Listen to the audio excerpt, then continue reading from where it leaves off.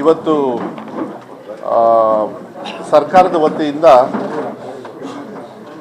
ನಮ್ಮ ಗ್ಯಾರಂಟಿಗಳ ಬಗ್ಗೆ ಏನು ನಾವು ಸರ್ಕಾರದ ವತಿಯಿಂದ ಗೃಹಲಕ್ಷ್ಮಿ, ಗೃಹಜ್ಯೋತಿ, ಶಕ್ತಿ ಮತ್ತು ಬೇರೆ ಬೇರೆ ಕಾರ್ಯಕ್ರಮಗಳೇನೇನಿದೆ, ಅನ್ನಭಾಗ್ಯ, ಈ ರೀತಿ 5ನೇ ಗ್ಯಾರಂಟಿಯನ್ನು ನಾಡಿದ್ದು ನಮ್ಮ ಯುವ ನಿಧಿ ಅಂತಕ್ಕಂಥದ್ದು ಸರ್ಕಾರಿಯ ಒಂದು ಕಾರ್ಯಕ್ರಮವನ್ನು 26ನೇ ತಾರೀಕು ರಿಜಿಸ್ಟ್ರೇಷನ್ ಸ್ಟಾರ್ಟ್ ಆಗ್ತದೆ.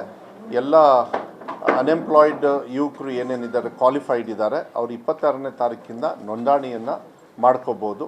ಅದನ್ನು ನೋಂದಣಿ ಮಾಡಿದ ಮೇಲೆ ಅವರಿಗೆ ಯಾರ್ಯಾರು ಕ್ವಾಲಿಫೈ ಆಗ್ತಾರೆ ಅವರಿಗೆಲ್ಲರಿಗೂ ಕೂಡ ನನಗೆ ಭಾಳ ಸಂತೋಷ ಆಗ್ತದೆ. ಮಾನ್ಯ ಮುಖ್ಯಮಂತ್ರಿಗಳು ಒಪ್ಕೊಂಡ್ರು ಮೊನ್ನೆ, ಯಾಕೆಂದರೆ ಇದು ಶರಣ್ ಪ್ರಕಾಶ್ ಅವರ ಇಲಾಖೆಗೆ ಬರ್ತದೆ. ಹೈಯರ್ ಮೆಡಿಕಲ್ ಎಜುಕೇಷನ್ ಮತ್ತು ಕೌಶಲ್ಯ ಅಭಿವೃದ್ಧಿ ಸಚಿವರಾಗ್ತಾರೆ ಅವರು, ಅವರಿಗೆ ಬರ್ತದೆ. 12ನೇ ತಾರೀಕು ವಿವೇಕಾನಂದ ಅವರ ಜಯಂತಿಯ ಒಂದು ಹುಟ್ಟಿದ ದಿನದಂದು ಆ ಕಾರ್ಯಕ್ರಮವನ್ನು ಭಾಳ ಸಂತೋಷ ಏನು ಅಂತ ಹೇಳಿದರೆ ರಾಜ್ಯ ಮಟ್ಟದ ಒಂದು ಸರ್ಕಾರಿ ಕಾರ್ಯಕ್ರಮವನ್ನು ಶಿವಮೊಗ್ಗದಲ್ಲಿ ನಾವು ಮಾಡಬೇಕು ಅಂಥೇಳಿ ನಾವು ತೀರ್ಮಾನವನ್ನು ಮಾಡಿದ್ದೀವಿ. ಶಿವಮೊಗ್ಗದಲ್ಲಿ ಭಾಳ ಒಂದು ದೊಡ್ಡ ಮಟ್ಟದಲ್ಲಿ ಎಲ್ಲ ಯುವಕರಿಗೂ ಕೂಡ ಅವತ್ತು ಅಕೌಂಟಿಗೆ ಹೋಗ್ತದೆ, DBT ಮೂಲಕನೇ ಹೋಗ್ತದೆ ಅದೆಲ್ಲದು ಕೂಡ. ಆ ದೊಡ್ಡ ಒಂದು ಕಾರ್ಯಕ್ರಮವನ್ನು ನಾವು ಮಾಡ್ತಾಯಿದ್ದೀವಿ.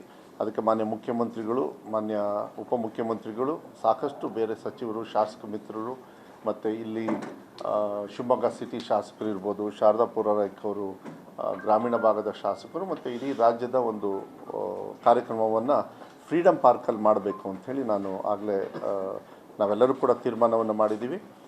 ಬೇರೆ ಕಡೆ ಮಾಡಬೇಕು ಅಂತ ಇದ್ರು, ನಾನು ಹೇಳಿದೆ ಇಲ್ಲ ಶಿವಮೊಗ್ಗದಲ್ಲಿ ಮಾಡಿ ಚೆನ್ನಾಗಿರ್ತದೆ, ಒಂದು ಸರ್ಕಾರಿ ಕಾರ್ಯಕ್ರಮವನ್ನು ಕೊಡಬೇಕಾದ ನಮ್ಮ ಸರ್ಕಾರ ಬಂದಮೇಲೆ ನಾವು ಮಾಡಿರಲಿಲ್ಲ, ಯಾವುದಾದ್ರು ಒಂದು ಕಾರ್ಯಕ್ರಮ ಮಾಡಬೇಕು. ಬೇರೆದು ಯಾವುದೋ ಒಂದು ಭೇಟಿ ಇತ್ತು, ನಾನು ಹೇಳಿದೆ ಇಲ್ಲ ನೀವು ದೊಡ್ಡ ಕಾರ್ಯಕ್ರಮ ಮಾಡ್ಕೊಂಡು ಬನ್ನಿ, ಇಡೀ ರಾಜ್ಯಕ್ಕೆ ಒಂದು ಒಳ್ಳೆಯ ಸಂದೇಶ ಹೋಗ್ತದೆ ಅಂಥೇಳಿ ಸರ್ಕಾರದ ವತಿಯಿಂದ ಅದನ್ನು 26ನೇ ತಾರೀಕು ರಿಜಿಸ್ಟ್ರೇಷನ್ನು, 12ನೇ ತಾರೀಕು ಅದು ಕಾರ್ಯಕ್ರಮದ ಉದ್ಘಾಟನೆಯನ್ನು ರಾಜ್ಯ ಮಟ್ಟದ ಎಲ್ಲ ಭಾಗದಿಂದನೂ ಕೂಡ ಪಾರ್ಟಿಸಿಪೇಟ್ ಮಾಡ್ತಾರೆ. ಅದು ಮಾಡ್ತಕ್ಕಂಥ ಮಾನ್ಯ ಮುಖ್ಯಮಂತ್ರಿಗಳು ಸಿದ್ದರಾಮಯ್ಯ ಸಾಹೇಬರು, ಮಾನ್ಯ ಉಪಮುಖ್ಯಮಂತ್ರಿಗಳು DK ಶಿವಕುಮಾರ್ ಅವರು, ಮತ್ತು ಶರಣ್ ಪ್ರಕಾಶ್ ಅವರು ಅವರೇ ಸಚಿವರು ಇರೋದ್ರಿಂದ, ಮತ್ತು ಎಲ್ಲ ಬೇರೆ ಬೇರೆಯವರು ಕೂಡ ಸಚಿವರು ಎಲ್ಲದೂ ಕೂಡ ಅಕ್ಕಪಕ್ಕದಿಂದನೂ ಕೂಡ ನಾವು ಇನ್ವೈಟ್ ಮಾಡ್ತಾಯಿದ್ದೀವಿ. ಫ್ರೀಡಮ್ ಪಾರ್ಕಲ್ಲಿ 12ನೇ ತಾರೀಕು ಟೈಮಿಂಗ್ ಎಲ್ಲ ನಾವು ಮುಂದಿನ ದಿನಗಳಲ್ಲಿ ನಾವು ಹೇಳ್ತೀವಿ. AICCಯಿಂದ ನನಗೆ ಗೊತ್ತಿಲ್ಲ, ಅವರು ಯಾಕೆ ನೀವು ಪ್ರಶ್ನೆ ಕೇಳೋಕ್ಕ ಅವರಿಗೆ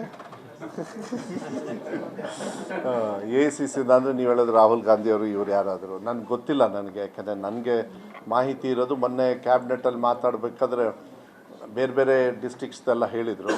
ನನಗೆ ಸ್ವಲ್ಪ ಯುವಕರದ್ದು ಇಲ್ಲಿ ಮಾಡೋಣ ಅಂಥೇಳಿ ಒಂದು ಆಸಕ್ತಿ ಇತ್ತು. ಆಮೇಲೆ ಯಾಕೆಂತ ಹೇಳಿದರೆ ಭಾಳ ನನಗೊಂದು ಹೆಮ್ಮೆ, ಯಾವುದಾದ್ರೂ ಒಂದು ಕಾರ್ಯಕ್ರಮ, ಒಂದು ಸ್ವಾರ್ಥನೂ ಇದೆ. ಯಾಕೆಂದರೆ ನಾನು ಅದರಲ್ಲಿ ವೈಸ್ ಚೇರ್ಮನ್ ಆಗಿದ್ದೆ, ಪ್ರಣಾಳಿಕೆಯ ಉಪಾಧ್ಯಕ್ಷನಾಗಿದ್ದೆ ಚುನಾವಣೆ ಪೂರ್ವಕವಾಗಿ. ಸೊ ಅದನ್ನು ಅನುಷ್ಠಾನ ಮಾಡ್ತಕ್ಕಂಥದ್ದು ನನ್ನ ಜಿಲ್ಲೆಯಲ್ಲಿ ಆಗ್ತದೆ ಅಂತ ಹೇಳಿದರೆ ನನಗೊಂದು ಹೆಮ್ಮೆ. ಆ ಹೆಮ್ಮೆಯನ್ನು ನಾನು ತೊಗೊಳ್ಬೇಕಾಯ್ತು. ಯಾಕೆಂದರೆ ಬೇರೆ ಬೇರೆ ಕಾರ್ಯಕ್ರಮ ಬೇರೆ ಬೇರೆ ಕಡೆಗೆಲ್ಲ ಮಾಡಿದರು.